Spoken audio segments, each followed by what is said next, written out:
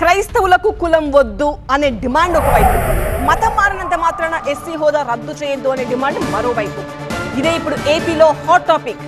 విశ్వాసం వేరు, మతం వేరు, ఈ రెండింటికి ముడిపెట్టి కులాన్ని రద్దు చేస్తే ఎలా అనే ప్రశ్నలు ఉత్పన్నమవుతున్నాయి. ఇంతకీ క్రైస్తవంలోకి మారారు అనే దానికి నిర్ధారణ ఏంటి?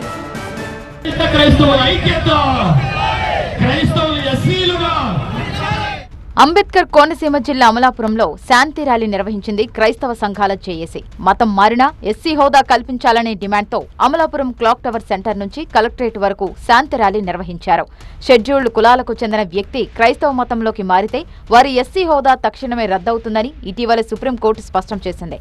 హిందూ, సిక్కు, బౌద్ధ మతాలు ఆచరించే వారికి మాత్రమే ఎస్సీ హోదా వర్తిస్తుంది. క్రైస్తవంలోకి మారిన వారు ఎస్సీ కేటగిరీ కింద రిజర్వేషన్లతో పాటు హక్కులను కోల్పోతారని కోర్టు స్పష్టం చేసింది. బాపట్ల జిల్లాకు చెందిన పాస్టర్ చింతడ ఆనంద్ పాల్ కేసుతో ఈ విషయం ఇప్పుడు చర్చనీయాంశమైంది. ఆయన క్రైస్తవంలోకి మారారనే విషయంపై ఫిర్యాదులు రావడంతో విచారణ తర్వాత ఆయన కుల ధృవీకరణ పత్రం రద్దుకు జిల్లా స్థాయి స్క్రూటినీ కమిటీ డిఎల్ఎస్సి సిఫార్సు చేసింది. ఎస్సీ హోదా రద్దు విషయంలో హైకోర్టు ఇచ్చిన ఆదేశాల్ని సుప్రీంకోర్టు కూడా సమర్థించింది. కోర్టు ఇచ్చిన ఈ తీర్పుపై క్రైస్తవ సంఘాలు అభ్యంతరం వ్యక్తం చేస్తున్నాయి. క్రైస్తవంలోకి మారినంత మాత్రాన ఎస్సీ సర్టిఫికేట్ రద్దు చేస్తాము అనడం కరెక్ట్ కాదంటున్నాయి క్రైస్తవ సంఘాలు.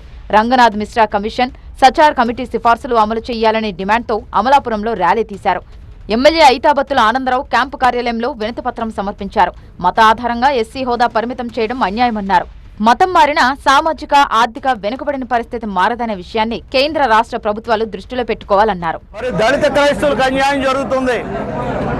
ఆ అన్యాయం జరగడానికి కారణం ఏంటంటే 1950 సంవత్సరాలు ఇచ్చినటువంటి ప్రెసిడెంషియల్ ఆర్డర్ ప్రకారంగా ఏ దళితుడైనా అనగా మాల గాని, మాది గాని ఎవరైనా యేసుప్రభువును స్వీకరిస్తే వాళ్ళ కులం తీసేస్తున్నారు.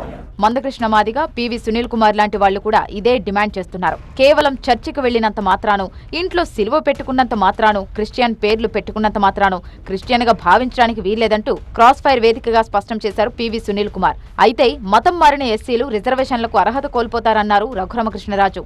చర్చికి వెళ్ళినంత మాత్రాన క్రిస్టియన్ కాదు, ఇంట్లో దేవుడి పటం, యేసుక్రీస్తు పటం ఉన్నంత మాత్రాన క్రిస్టియన్ కాదు, క్రిస్టియన్ నేమ్ ఉన్నంత మాత్రాన కూడా అతను క్రిస్టియన్ కాదు. రాజ్యాంగంలో ఎక్కడా కూడా ఈ మతంలో ఉంటేనే ఇతను దళితుడు, షెడ్యూల్ కాస్ట్ అని ఎక్కడ కూడా చెప్పాల. మతం మారిన వారు మతం మారిన షెడ్యూల్ తరగతిలో ఆ షెడ్యూల్లో మెన్షన్ చేయబడి రిజర్వేషన్స్ బెనిఫిట్కి అర్హత ఉండి మతం మారితే ఆ బెనిఫిట్లు ఉండవు అనేది రాజ్యాంగంలో పొందుపరిచారు. ఆ రాజ్యాంగంలో పొందుపరచడం తప్పు.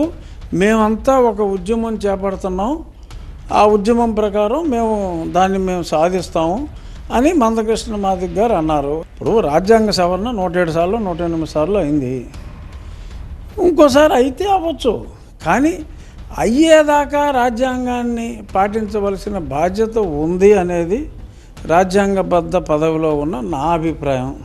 అటు కోర్టు తీర్పులు, ఇటు నేతల కామెంట్లతో ఆందోళనలు వ్యక్తమవుతున్నాయి.